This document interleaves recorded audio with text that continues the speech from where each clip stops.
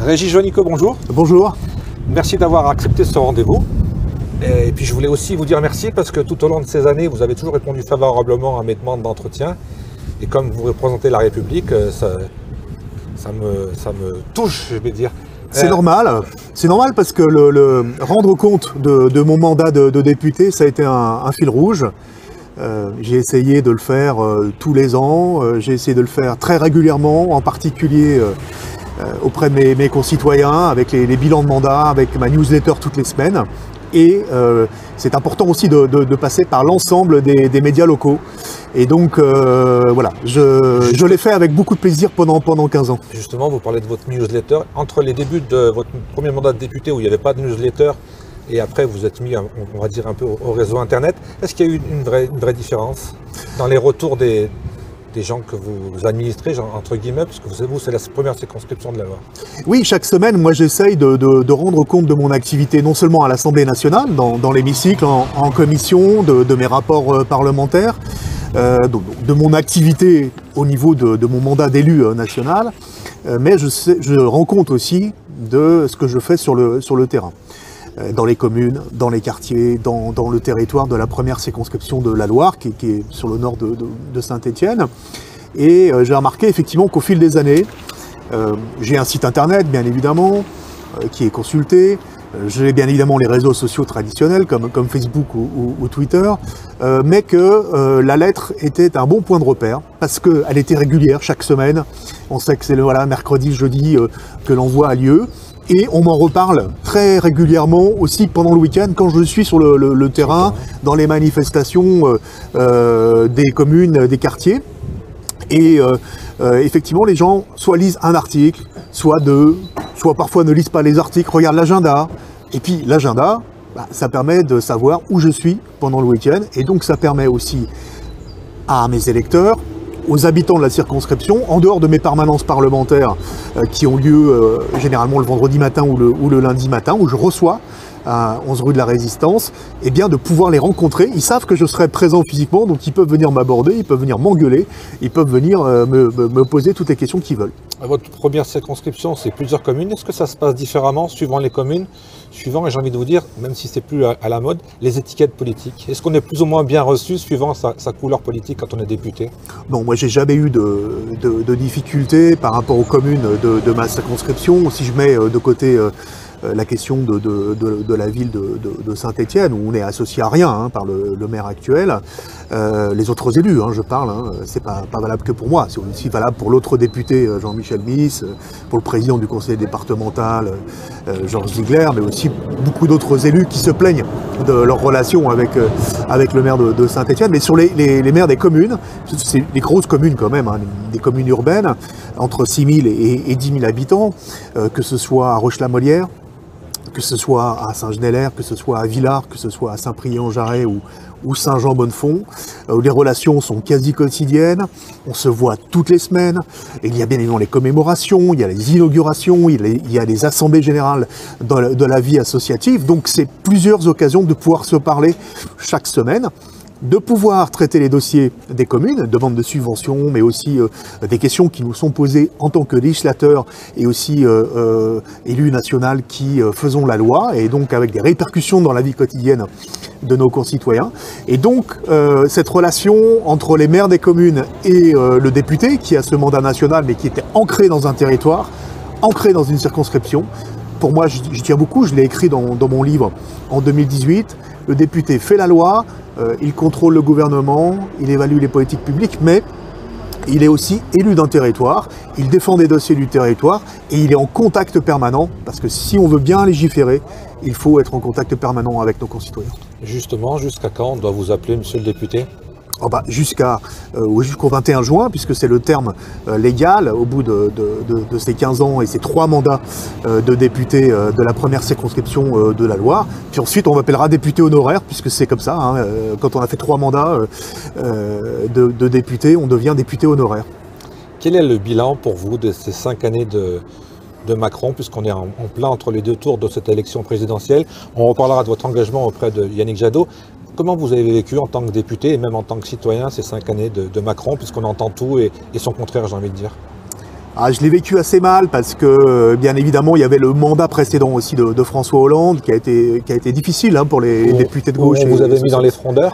Où j'étais frondeur très clairement, très tôt. Je le regrette pas parce que pour moi, le terme de frondeur est pas le terme approprié.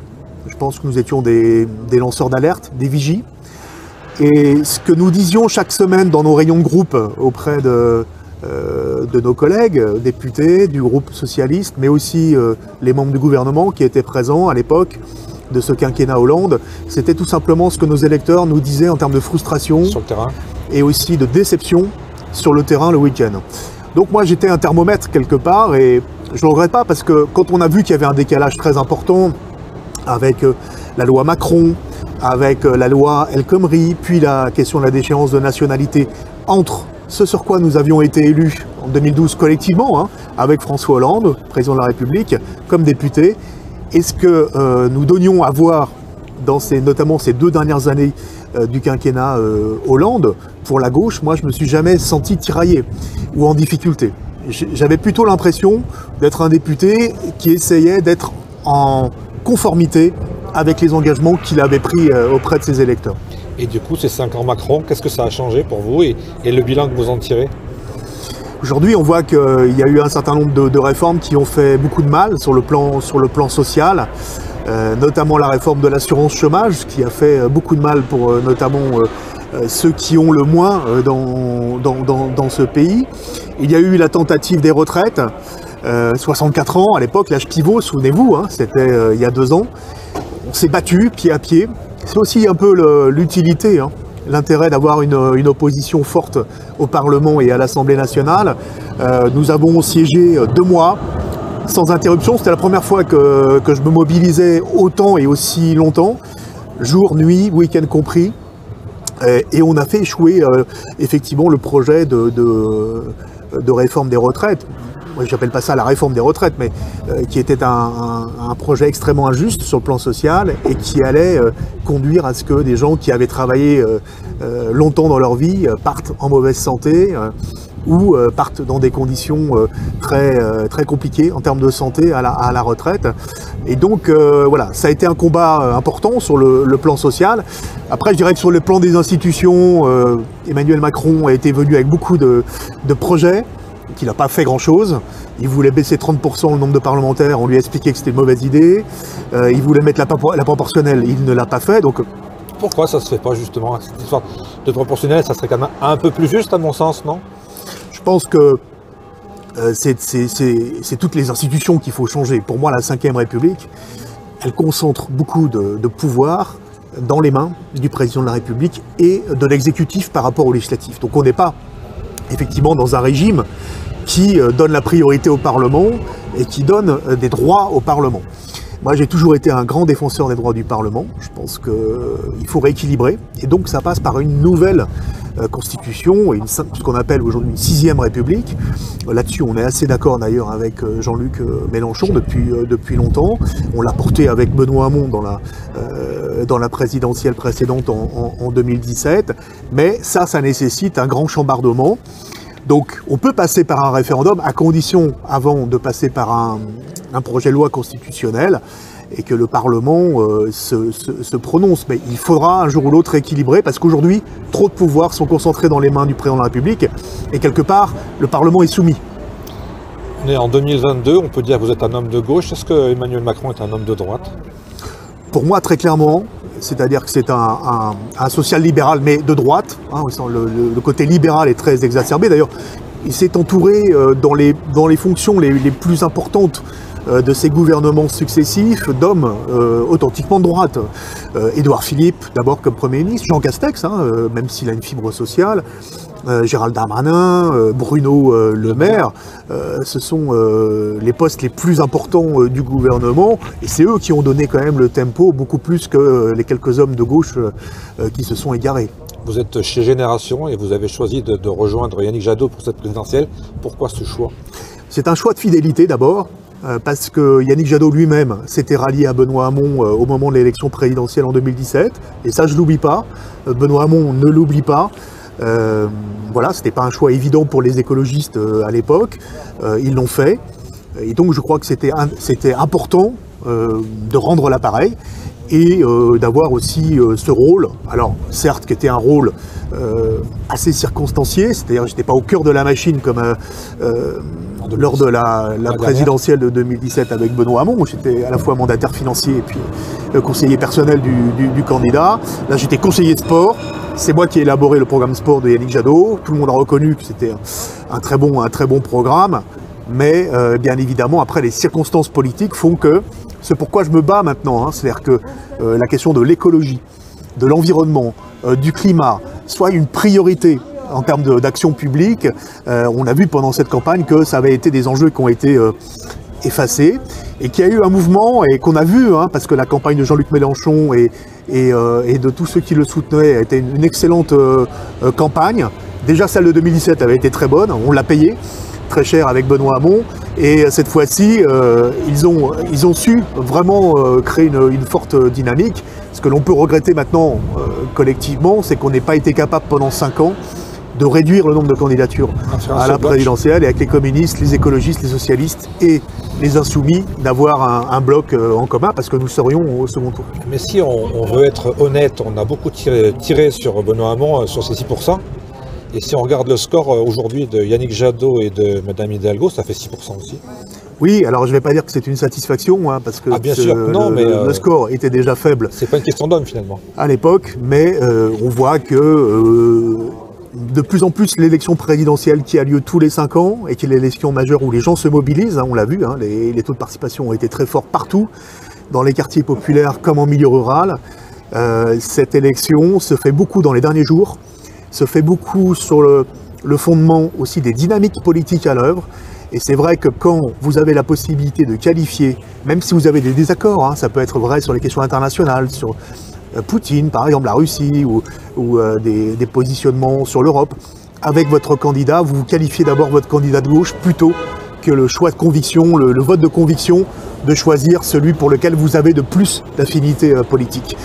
Moi, c'est clair que j'ai voté pour Yannick Jadot, je ne le regrette pas parce que c'est aussi un vote de conviction, mais j'ai toujours entretenu de très bonnes relations avec Jean-Luc Mélenchon et tous les députés de la France Insoumise. On a mené les combats en commun à l'Assemblée et je pense qu'aujourd'hui la question va être de comment on se met d'accord pour les législatives, pour envoyer un maximum on va y revenir.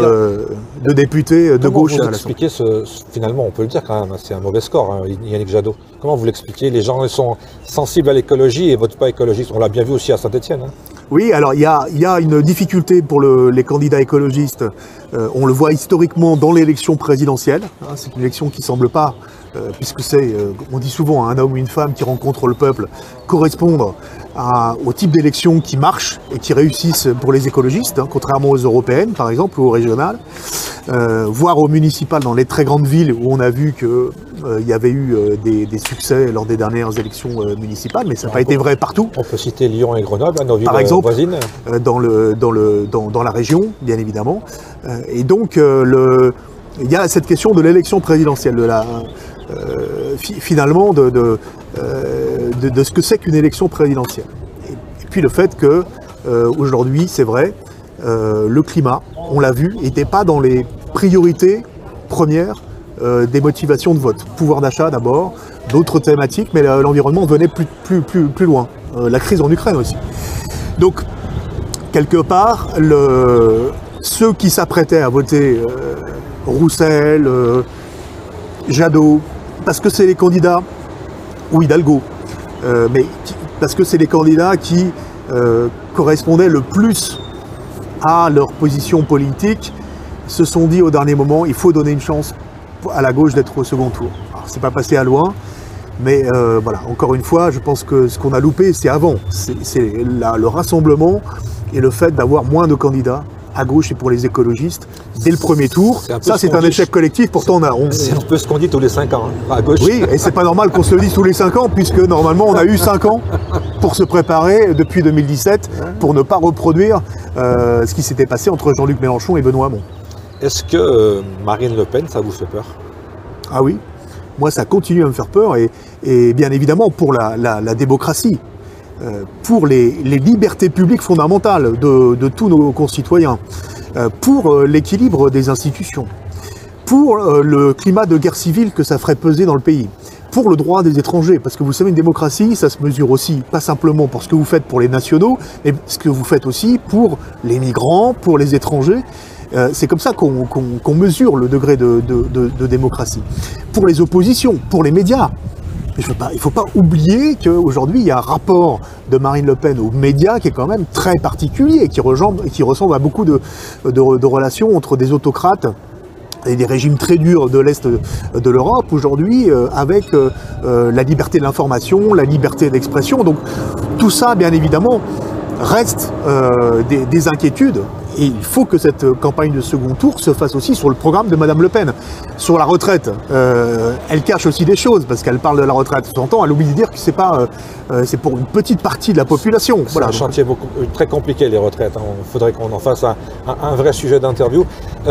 Comment vous expliquez aussi que finalement, quand on parle avec les gens autour de nous, on voit beaucoup de gens qui votaient communistes, qui votaient à gauche, qui votent Le Pen aujourd'hui. Donc c'est vous qui avez aussi un peu mal fait votre travail, non? Oui, je pense que c'est Emmanuel Macron, d'abord, le principal responsable. Bien sûr que la gauche a sa responsabilité de ne pas être présente au second tour. Bon, mais on fait autour de 30-35% des voix, donc ça reste quand même un faible étiage. Voilà. Et maintenant, on a 3 grandes familles politiques représentées dans la vie politique française. L'extrême droite autour de Le Pen, le Macron et le centre droit, on va dire, libéral, et puis aujourd'hui la gauche autour du score important de la France Insoumise et de Jean-Luc Mélenchon. Mais bien sûr qu'on a notre responsabilité, il ne faut pas s'en défausser, mais c'est aussi que pendant 5 ans, Emmanuel Macron, parfois parce qu'il a donné le sentiment, notamment face aux revendications des Gilets jaunes, sur la question du pouvoir d'achat, sur la question de la vie quotidienne de nos concitoyens. Il a parfois donné ce sentiment d'être distant, condescendant, arrogant parfois, et qu'on ne répare pas en 10 jours ce qui a été l'image que vous avez laissée pendant 5 ans. Donc c'est vrai que c'est très difficile. Il faut qu'il se batte, il a raison d'aller sur le terrain, il a raison de se coltiner des échanges, même quand c'est dur pour lui de s'en prendre plein la face. Il faut qu'il fasse ce travail-là, parce que l'image qu'il a encore, et qui va sans doute conduire à des votes blancs ou à l'abstention, voire à certains votes, on va dire, contraires à ce qu'on peut défendre en termes de valeurs politiques quand on va voter notamment Marine Le Pen. Quand on est plutôt de la famille de gauche, il y en a qui vont le faire. Voilà, on sait que c'est aussi sa responsabilité. Si j'ai bien compris, le 24 avril, vous allez voter Macron? Oui. Avec aucune hésitation? Non, parce que face à l'extrême droite, moi je n'ai jamais hésité. C'est aux sources de mes engagements au tout début des années 90. À l'époque, c'était déjà Le Pen, mais le père. C'était Bruno Gollnisch, c'était mes années d'étudiant. Et pour moi, le fondement antiraciste et anti-extrême droite est extrêmement important. Donc, sur des échéances majeures comme l'élection présidentielle, je ne badine pas, je ne m'interroge pas. Je fais bien la différence entre la droite républicaine, si on dit que Macron est de droite, et l'extrême droite qui peut mener effectivement notre démocratie aux abîmes. Pour revenir à votre cas personnel, 15 ans de mandat de député, est-ce que vous avez l'impression, le jour où vous êtes rentré et le jour où vous êtes sorti, que vous avez fait changer les choses à votre niveau? Alors on a fait changer les choses, je pense que je l'ai dit lors de ma dernière question au gouvernement, le mandat de député aujourd'hui, le travail parlementaire est beaucoup trop concentré sur le vote des lois. On vote trop de lois, elles sont trop bavardes. Il y en a 100 par an, 500 par législature, c'est beaucoup trop. On passe 80% de notre temps finalement. Alors qu'il faudrait simplifier, non? Il faudrait simplifier et il faudrait voter beaucoup moins de lois. Il faudrait d'ailleurs mieux les préparer. Mais par contre, il y a tout un travail aujourd'hui qui est un travail passionnant et sur lequel, moi, je demande à la future Assemblée nationale de se concentrer, mais qui ne représente aujourd'hui que 10 à 20% du travail parlementaire. C'est le travail de contrôle du gouvernement. Quand on fait des commissions d'enquête, elles ont été précieuses. Souvenez-vous, l'affaire Benalla, la dernière commission d'enquête sur les cabinets de conseil privés, voilà, qui révèle des problèmes politiques qu'on peut traiter de façon transpartisane, et puis le travail d'évaluation des politiques publiques. Nous avons une responsabilité, nous votons des lois, il faut voir comment elles s'appliquent 2, 3 ans, 5 ans plus tard dans la vie quotidienne de nos concitoyens. Qu'est-ce qui marche? Qu'est-ce qui ne marche pas? Qu'est-ce qu'il faut corriger? Qu'est-ce qu'il faut améliorer? C'est ça le travail d'abord. Et ça permet pour un député de faire le lien entre ce qu'il fait, ce qu'il vote à l'Assemblée nationale dans l'hémicycle, et la façon dont la loi s'applique dans sa circonscription. Et là, vous avez la remontée de nos concitoyens, c'est un lien direct. Et je crois qu'il faut les consulter beaucoup plus fréquemment. Et vous avez constaté que vous aviez un vrai pouvoir, ou vous êtes là finalement pour valider les choses? Non, moi j'ai fait à peu près 33 rapports parlementaires, une dizaine sur le sport là-dedans, bien sûr. Et sur l'ensemble de ces rapports, qui étaient souvent des rapports transpartisans, parce que 80% du travail à l'Assemblée se fait entre majorité et opposition. C'est un travail utile.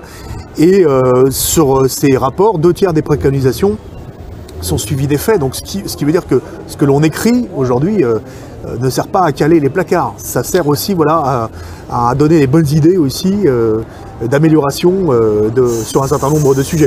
Après, moi j'ai des lois sur lesquelles j'ai été particulièrement fier de voter des avancées sociales. C'est vrai pour la reconnaissance de la pénibilité au travail, parce que je me souviens qu'ici, nous sommes dans un territoire qui a été... De labeur. Voilà, qui a été le berceau du mouvement ouvrier, de conquête sociale. Aristide Briand, mon lointain prédécesseur, était dans les émeutes de mineurs à Terre-Noire en 1902. Et bien évidemment, c'est pour eux qu'on se bat aussi dans l'hémicycle. La reconnaissance de la pénibilité au travail, pour ceux qui ont commencé à travailler tôt, ça c'est une inégalité majeure. Et puis, on a sauvé quand même le régime de sécurité sociale des mineurs de fond, qui était menacé, le remboursement à 100% des soins en particulier. Donc ce type d'avancée-là, ce type de loi sociale, j'ai été particulièrement fier de les porter à l'Assemblée. Avec le recul aujourd'hui, est-ce que vous vous dites j'aurais peut-être pu faire autrement ou différemment? Si j'ai des regrets? Ouais. Oui, j'ai 2 regrets principaux. Le premier est sur la question sur laquelle je me suis spécialisé et sur laquelle j'ai travaillé pendant 15 ans, c'est le sport.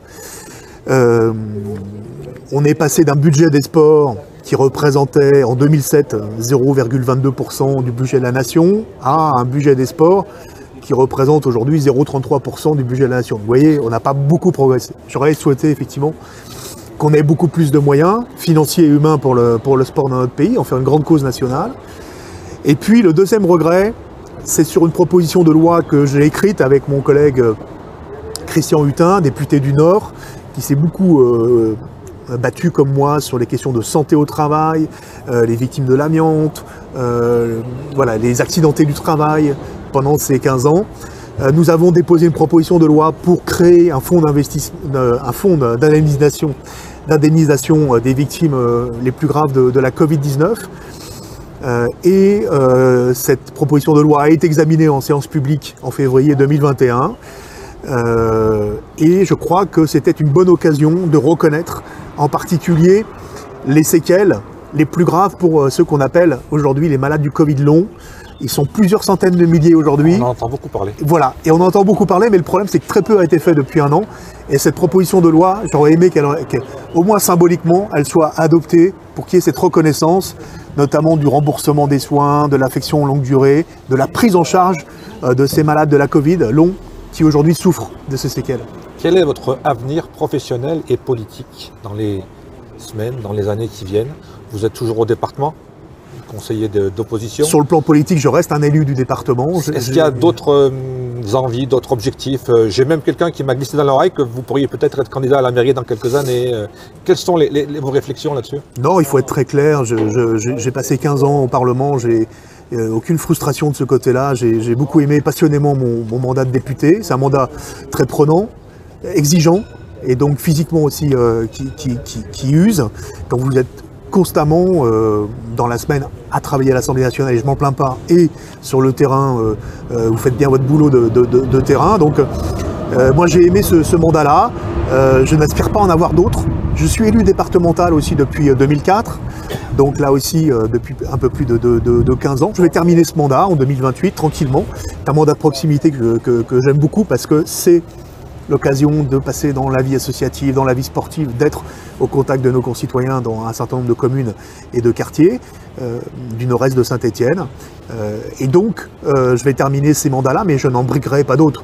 La vie politique sera terminée? La vie politique nationale est terminée. Localement, je reste quelqu'un d'engagé. Et puis, il y a d'autres moyens de s'engager dans la vie publique. Il y a le côté associatif, je suis dans de nombreux conseils d'administration au niveau du sport. Et puis, il y a le côté engagement aussi pour l'économie sociale et solidaire, les ONG. Et voilà, il n'y a pas que les partis politiques. Pour moi, les partis politiques traditionnels, notamment à gauche, ont fait leur temps. Et il est nécessaire de s'appuyer sur d'autres forces. Et professionnellement, c'est quoi votre avenir? Alors, vous allez monter un cabinet dans le sport? Oui, alors je reste fonctionnaire territorial, mais je vais me remettre en disponibilité, d'abord pour avoir d'autres activités professionnelles. J'ai en projet d'écrire un livre d'ici la fin de l'année, qui sera le prolongement de mon rapport sur la sédentarité, bombe à retardement sanitaire, que j'ai produit il y a 6 mois. Je vais écrire ce livre, qui sera publié au début de l'année 2023. Et puis, je vais me consacrer tranquillement à la fin de l'année à des activités de consultant, que ce soit pour des collectivités, que ce soit pour des fédérations, pour des grands événements sportifs internationaux, sur des questions de politique publique sportive. Dernière question personnelle. Moi, je vous ai souvent rencontré, je rencontre souvent des politiques.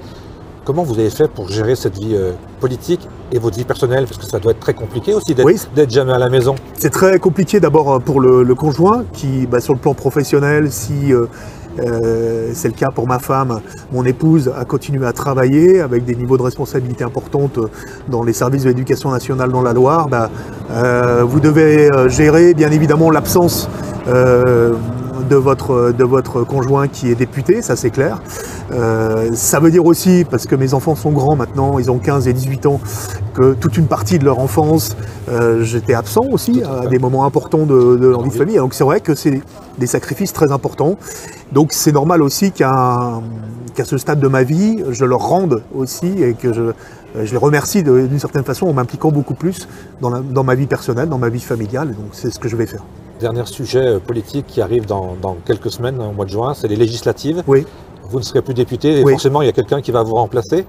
Comment ça se passe là aussi? On parle beaucoup de Pierrick Courbon qui ne s'est pas encore déclaré, même si c'est plus un secret. Oui. Comment ça se passe? On le pousse, on lui donne des conseils, on lui dit ce qu'il faut faire. Comment ça se passe là dans la réalité? D'abord, pourquoi ne pas se représenter au bout de 3 mandats consécutifs? Parce que vous l'aviez dit, et c'est bien de retenir ses engagements. Alors oui, c'est très bien de tenir ses engagements. C'est bien aussi de croire en certaines règles. Moi, je crois beaucoup au non-cumul des mandats à 3 consécutifs. Ça devait être une loi votée, qui avait été. C'était un engagement. C'est déjà pas mal, 15 ans. C'était un engagement d'Emmanuel Macron. Ils l'ont pas fait non plus. Bon, moi je me l'applique. Je crois que c'est bon pour la respiration démocratique. C'est bon pour le renouvellement aussi des élus. Et ce que je souhaite, puisque moi je termine mes mandats à 50 ans au niveau national, c'est qu'un profil qui est à peu près le même que moi il y a 15 ans, à 35 ans, puisse prendre la suite, prendre le témoin. Et Pierrick Courbon, il a été 10 ans à mes côtés en tant que collaborateur, mais surtout il a été élu, il est élu attaché parlementaire, c'est ça, et donc il connaît très bien les dossiers de la circonscription, il connaît très bien tous les gens de la première circonscription, tous les habitants de la première circonscription de la Loire. Et puis c'est quelqu'un qui a fait ses preuves sur le terrain électoral, qui est élu au département comme moi, deux cantons sur les 3 que nous avons remportés l'an dernier, et qui est tout à fait aujourd'hui dans le bon profil pour pouvoir se présenter. Il est connu, il est reconnu, et voilà, j'espère, je ferai tout en tout cas, je vais m'impliquer dans cette campagne pour qu'il puisse prendre ma suite et lui passer le témoin. L'étiquette politique, elle a un sens là encore? Disons qu'elle a moins de sens, voilà. Aujourd'hui, nous sommes des hommes de gauche avec Pierrick Courbon. On a toujours travaillé au rassemblement, on a toujours promu l'unité, y compris dans Saint-Étienne demain. Et nous avons d'excellentes relations avec toutes les forces de gauche dans ce territoire, communistes, socialistes, écologistes, insoumis. C'est vrai aussi au niveau national, je sais que Jean-Luc Mélenchon m'avait apporté son soutien au second tour au moment des législatives. Ça a été aussi décisif. J'ai d'excellentes relations avec les députés de la France Insoumise, avec qui j'ai beaucoup travaillé ces dernières années, Éric Coquerel, Hugo Bernalicis et beaucoup d'autres comme Alexis Corbière. Et donc voilà, on va essayer que cet état d'esprit-là, d'union, autour du programme commun qui sera déterminé essentiellement autour du programme de la France Insoumise, puisse aussi vivre dans notre circonscription. Vous êtes stéphanois aussi maintenant, depuis quelques années. Oui. Comment vous vivez cette transformation? On est aujourd'hui au Al-Mazra. Oui. On voit que la ville, elle change, donc on se dit que finalement cette ville, elle bouge. Et on entend aussi beaucoup de critiques. Alors je sais qu'il y a les côtés politiques, il y a les côtés citoyens. Comment vous vivez en tant que Stéphanois, vous, ce côté politique et ce côté citoyen aussi? En tant qu'habitant de l'hypercentre, puisque j'habite à 400 mètres des Almazra et entre la place Jean Jaurès et ici, bien évidemment, pour mon quotidien, c'est un plus appréciable. Voilà, ça bouge beaucoup plus entre ces deux quartiers-là. Après, il y a d'autres problèmes aussi à Saint-Étienne, voilà, dans d'autres quartiers. Et bien évidemment, il ne faut pas voir simplement ce qui marche, il faut voir aussi les problèmes que peuvent avoir aussi un certain nombre d'habitants dans les quartiers, c'est ça, hein, l'équilibre. Mais globalement, on a une ville qui bouge bien au niveau culturel, voilà, c'est un peu moins vrai au niveau sportif quand même, globalement. On va y revenir pour conclure. Et puis, bien évidemment, qui a des atouts énormes, considérables. On parle de design actif, par exemple. J'allais vous dire, vous êtes sensible à toute cette campagne sur le design? Oui, et notamment au design actif, parce que ça, j'y crois beaucoup. Je crois que c'est vraiment un des programmes parmi les plus robustes qui existent aujourd'hui au niveau des Jeux Olympiques et Paralympiques de Paris 2024. Si on veut laisser un héritage dans toutes les communes, dans tous les territoires, dans toutes les collectivités, l'aménagement du mobilier urbain pour favoriser l'activité physique, ça coûte pas très cher, et franchement, et voilà, et ça vient de Saint-Étienne. Donc on sera démonstrateur avec la Cité du Design et Thierry Mandon. Et ça change le décor. Ça change les choses, oui, bien sûr. Pour conclure, on va dire un mot de sport. On est à Saint-Étienne, on ne peut pas échapper à une question simple. Comment vous voyez, peut-être pas l'avenir, mais la situation actuelle de la SS qui, j'ai pas envie de dire que le bateau coule, mais le bateau sombre? Oui, puis on sait que la SSE, dans notre territoire, c'est la tête d'affiche. C'est la religion stéphanoise, quoi. Et ça l'est aussi dans tout le pays.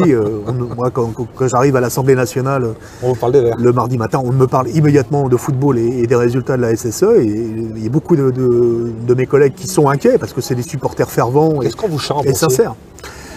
Ça peut arriver, mais là beaucoup moins en ce moment parce qu'il faut se sauver. Il faut se sauver en Ligue 1 et donc voilà, on va croiser les doigts jusqu'au bout. Ça va être dur jusqu'au bout. Vous y croyez? Oui, bien sûr, j'y crois. Il faut toujours croire dans un groupe. Pascal Duprat, j'espère que ça va pouvoir se faire. Et puis, si on doit descendre en Ligue 2, il faudra reconstruire un groupe, il faudra reconstruire des objectifs et des ambitions Mais vous pour qui êtes remonter. au fait de toutes ces petites tragédies, comédies, est-ce qu'il faut vendre le club? Est-ce qu'il faut que les collectivités injectent de l'argent? Qu'est-ce qu'il faut faire en fait? Les deux présidents sont vendeurs, mais ils le sont depuis 3 ans maintenant quasiment. Donc c'est vrai que aujourd'hui, les acheteurs potentiels regardent à 2 fois avant de pouvoir acheter un club mythique, certes, mais qui aujourd'hui n'est pas encore assuré de rester en Ligue 1. Quand on rachète quelque chose, c'est pour que ça nous rapporte, c'est pas que de l'image. Oui, donc les choses vont se décanter à la fin mai, après le championnat, après les barrages éventuels si on est barragiste. Et il faut espérer qu'on soit encore en Ligue 1. J'espère qu'il y aura des repreneurs qui seront à la fois qui apporteront des moyens financiers, mais qui seront surtout fidèles aux valeurs qu'incarne la SSE partout dans le monde. Donc si j'ai bien compris, optimiste pour les Verts, optimiste pour les législatives. Pour le basket à Saint-Chamond aussi, hein, qui représente notre agglomération. Avec un très beau lieu qui va ouvrir ses portes, l'Arena. Tout à fait, voilà, qui sera inauguré cet été. C'est un beau chantier. Finalement, ça bouge sur notre territoire. Oui, alors je serais moins... Comme on dit, on est des Bossaignes, on se plaint toujours, mais c'est quand même pas mal le coin. Je serais moins positif pour ce qui concerne la construction d'une patinoire à 23 millions d'euros, parce que je considère là qu'il n'y avait pas un besoin essentiel, alors que beaucoup de clubs sportifs demandent à ce que les équipements de proximité soient rénovés, ils sont vieillissants, ils sont vétustes, beaucoup à Saint-Étienne. 23 millions d'euros pour une patinoire, ça ne me paraît pas être un investissement vraiment très opportun. Et on a besoin d'avoir sur le territoire stéphanois par ailleurs, et là on n'a toujours pas de nouvelles, un vélodrome, un terrain d'entraînement pour les athlètes l'hiver, et on aurait pu songer plutôt à mettre la priorité sur eu égard à notre histoire du cycle, notamment sur Saint-Étienne, sur ce vélodrome couvert plutôt que la patinoire. C'est là où on fait un clin d'œil à la légende Roger Rivière. Oui, tout à fait, oui, bien sûr. Donc j'ai dit optimiste pour les Verts, optimiste aussi pour la première circonscription. Moi, je me bats jusqu'au bout, vous savez. La première fois que j'ai été élu, mais même en 2007, ça a été une grosse remontada. Ça l'a été encore plus en 2017. Donc, quand on gagne à 23 voix, effectivement, vous partez toujours optimiste et vous vous battez pour faire en sorte que cette circonscription reste à gauche. Et voilà, je soutiendrai Pierre Courbon. Pour conclure, dans quelques jours, le 24, donc, Macron est élu président de la République, à votre avis? Oui, Ou alors on se fait peur là. Bah, ça sera beaucoup plus serré que la dernière fois. Enfin, même s'il a 51, il est élu de toute façon. Même s'il a 51, même s'il a 50,01. Mais vous savez qu'une victoire trop étriquée, bien évidemment derrière, c'est beaucoup plus difficile de gouverner. Voilà. Donc il faut que Emmanuel Macron tienne compte que dans les 30% d'électeurs de gauche qui sont amenés à se prononcer, la question de la retraite à 65 ans est primordiale, la question de la conditionnalité des aides sociales également, et puis ce qu'il a dit sur les enseignants, ce qu'il a dit, ces projets dans l'éducation nationale qui peuvent être extrêmement dangereux, il faut que tout ça soit revu et qu'il puisse présenter un programme qui soit compatible avec un vote de gauche. Pour tous les Français. Vous qui êtes un faiseur de loi, j'ai envie de vous dire, vous m'avez dit pendant 15 ans vous avez travaillé au vote des lois. Moi j'ai une question technique. Emmanuel Macron est quelqu'un de très jeune encore. Il a droit de faire deux mandats. Est-ce qu'il peut, en 2032, se représenter après un mandat intermédiaire de quelqu'un d'autre, comme avait fait Poutine en Russie? C'est peut-être pas le bon exemple. Oui, alors sur le papier, oui, en théorie, il peut. Il peut se représenter en 2032. Exactement. Très bien. Voilà. Et dernière question subsidiaire, à votre avis, si la logique de M. Macron comme président, qui sera son Premier ministre? Écoutez, je dirais que normalement, logiquement, il devrait puiser dans les hommes de droite comme il l'a fait, donc Bruno Le Maire ou... On parlait de Mme Lagarde. Ou pourquoi pas, un profil de ce genre-là. Mais il est possible aussi qu'il souhaite un deuxième mandat beaucoup plus orienté sur le social. Et à ce moment-là, ce serait plutôt de l'autre côté qu'il faudrait regarder. Mais je ne vois pas bien de profil aujourd'hui qui est la carrure d'Édouard Philippe ou de Jean Castex. Et est-ce que Yannick Jadot pourrait être ministre de l'écologie? Je ne sais pas si l'ouverture ira jusqu'à là. Et bon, je ne pense pas qu'aujourd'hui des hommes de gauche ou écologistes soient véritablement prêts à rejoindre un gouvernement d'Emmanuel Macron. Et pour finir, vous avez des nouvelles de Benoît Hamon, il va bien? Oui, ça va très bien. Il s'éclate, voilà. Il est à la direction d'une ONG, organisation non gouvernementale qui s'appelle Singa, qui vient en aide aux migrants, aux réfugiés, qui leur permet de développer leurs projets, leurs compétences, d'apprendre la langue sur notre territoire et dans beaucoup d'autres territoires en Europe. Il y a une antenne stéphanoise tout près d'ici, rue de la Résistance, rue de la Ville, qui marche aussi très fort. Et moi, je suis particulièrement fier qu'il ait réussi cette reconversion-là, en tout cas dans le domaine associatif. En tout cas, Régis Juanico, encore une fois, merci pour tous ces rendez-vous qu'on a eus au cours de ces 10 dernières années. Moi, je vous donne rendez-vous donc pour votre prochain livre. Oui, tout à fait. Merci beaucoup. Fin d'année. Merci.